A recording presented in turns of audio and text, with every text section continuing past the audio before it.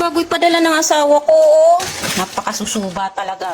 Hindi lang ninakawan mga kababayan, kundi pinalitan ng basura ang laman. Kaya kung nagbabalak kang magpadala ng balikbayan box, nako, panoorin mo muna ito kabayan. Isang napakababoy at nakakangit-ngit sa galit na modus ang nararanasan ngayon ng mga OFW. Isipin mo, tinitiis mo ang puyat, pagod at pangungulila sa ibang bansa para lang makabili ng magagandang regalo para sa pamilya mo sa Pilipinas. Tapos pagdating sa kanila, basura na at kulang-kulang pa ang laman. Kaya na lamang nitong unang video ng asawa ng Mr. ng OFW. Ani sa kanyang post na nakatag sa Makati Express Cargo, akala ko tinirahan kami ng kalahati ng magnanakaw. Yung pala, nilagyan nila ng mga basura para lang bumigat ang tram. 1 taon namin inantay, tas ganito lang dadating. Si karma na bahala sa inyo, mga hinayo pa kayo. Isipin nyo mga kababayan, napakatalino ng mga magnanakaw.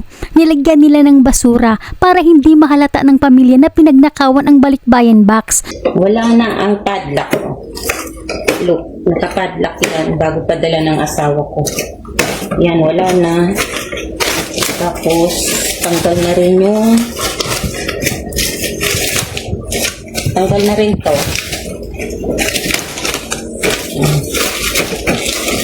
Halatang binuksan na siya.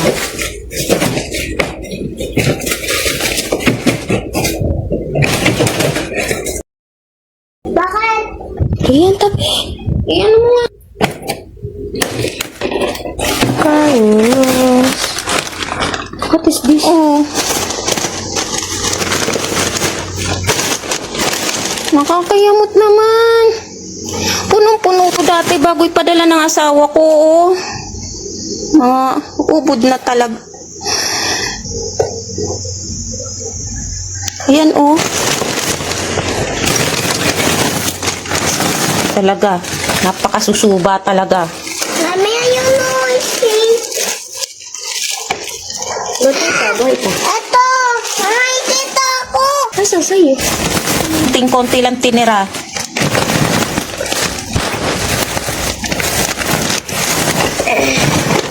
Sigat doon ah. Masyado talaga. Ganito kawalang konsyensya ang mga magnanakaw para sa mga OFW na nagpapakamatay sa trabaho sa abroad para lang kitain ang pambili sa mga gamit. Kaya piliin nyo mga kababayan ang kargo na iyong pagkakatiwalaan sa pinaghihirapan nyo sa ibang bansa. Dahil hindi lang isa ang nagreklamo ngayon sa Makati Express, marami sila. Naglabasan ngayon sa social media ang iba pang mga biktima ay karton na lang ang natira, kinuha ang gadget. Ang isa pang biktima, ninakaw ang kanyang mga padalang mga branded na sapatos, relo na automatic, jacket na branded at mga lotion, at ang nakakahabag pa ay ginawa pang basura ang laman ng balikbayan box. Ito yung cellphone. Wala nang laman yun. Cellphone ni Tisoy, tsaka ni Madero. Siguro lalagyan sa akin yung bag. Ano yung sana sa yung sarado? Wala.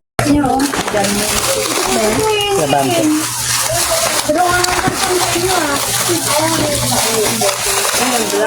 Ito yung mga bago to. Bakit? Sabi mo na dyan. Sabi mo na.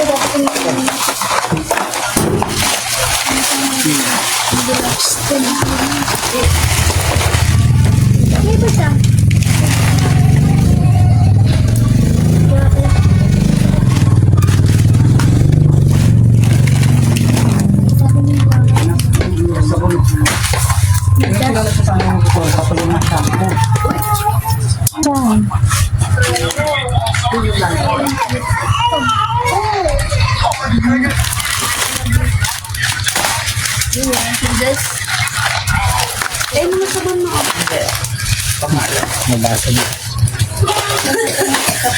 Parang nalupak na. Ay, sa tapos ito.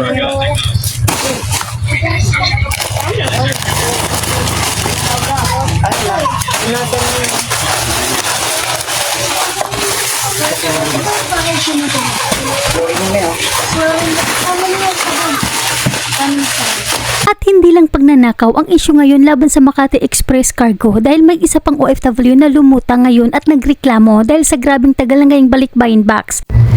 Magandang umaga po sa inyo lahat. Hindi ko alam kung magandang umaga po ba talaga. Siya nga pala, ako po ay isang OFW dito sa Jeddah, Saudi Arabia. Gusto ko lang pong i-share sa inyo ang aking karanasan at kabisitan dito sa Makati Express.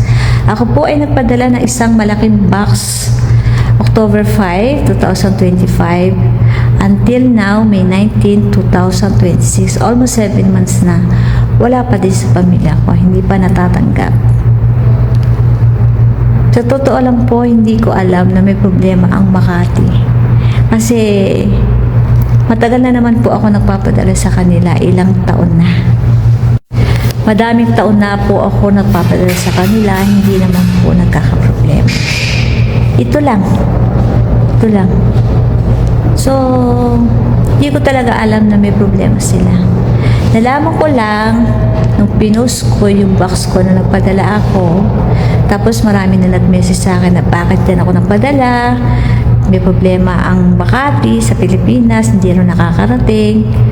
So ako naman, minessage ko, tinawagan ko yung Pilipino, si Kuya sa Makati. Sabi niya, hindi daw damay yung box ko, inaayos daw.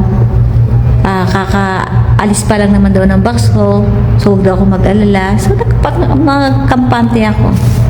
Tiwala ako kay Kuya.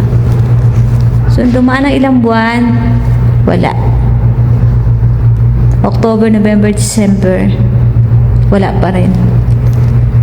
So, ginawa ko, nang umuwi ako ng Pilipinas, nagbakasyon ako, dumiretso ako ng BOC. Mali pala. Nung umuwi ako ng Pilipinas, pumunta ako ng Rafi Tulfo. Pero wala naman nangyari kasi ang ginawa lang naman ng staff nila, binigyan ako ng referral sa BOC. Tapos, pagpunta ko ng BOC, sabi lang naman sa akin, maghintay kasi i-release naman daw. Sinisip pa nga ako bakit daw ako nagpadala sa Makati. Sabi ko, hindi ko nga alam. Kung alam ko ba, magpapadala ako. So, maghintay na lang daw. Ganun lang. So, pagbalik ko ng Jeddah, pinuntahan ko tong Makati opisina, talagang inaway mo sila. Kulang na lang magmura ako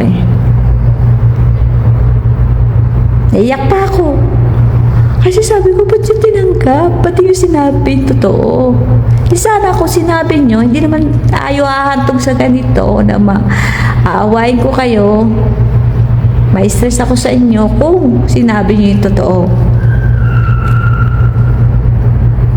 Sabi ko nga, yung feeling na ako nga isang box, stress na stress ako.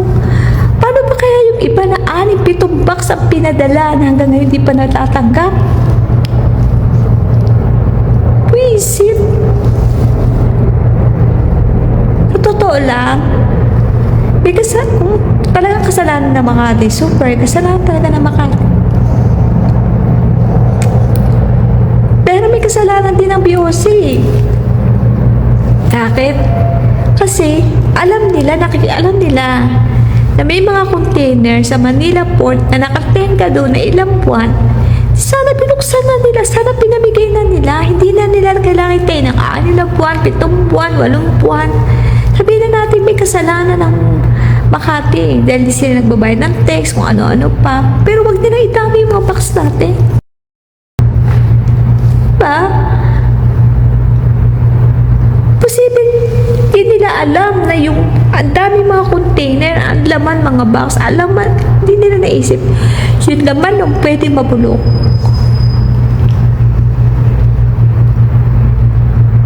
So ba't hindi nila ilabas? Huwag nilang idamay yung mga box natin. Hinintay pa nila na umabot ng 8, 1 taon bago nila ilabas. Wala pang mapapakinabangan ng mga laman nun. Naiyak ako Totoo lang. Ako nga sa isang box na stress na ako. Bibigyan ako ng talagang yung araw-araw isipin ko yun.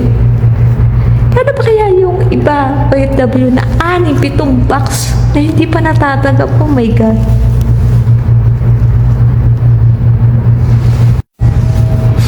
Kaya nga sabi ko kay Kuya, yung maliit na lalaki dito sa Jeddah, sabi ko talaga, yung isang araw lang, talaga inaway ko siya Sabi ko, kuya, kasalanan mo to. Bayaran mo ako. Bayaran mo yung box ko ng 6,000 riyal. Tapos ang usapan. Sabi ko nga, pag namatay ako, hihilahin ko mga paa nila sa stress ko sa kanila. Imagine, kahit isang box lang yung pinadala ko. Sus, ang dami naman nun. Pinaghirapan ko yun. Ilang ba ko pinag-ipunan yun para inaman? Paano po? Talaga lang. Sana nga makarating pa sa pamilya ko at sa iba pa mo OFW na naghihintay. Sana nga. Ay nako.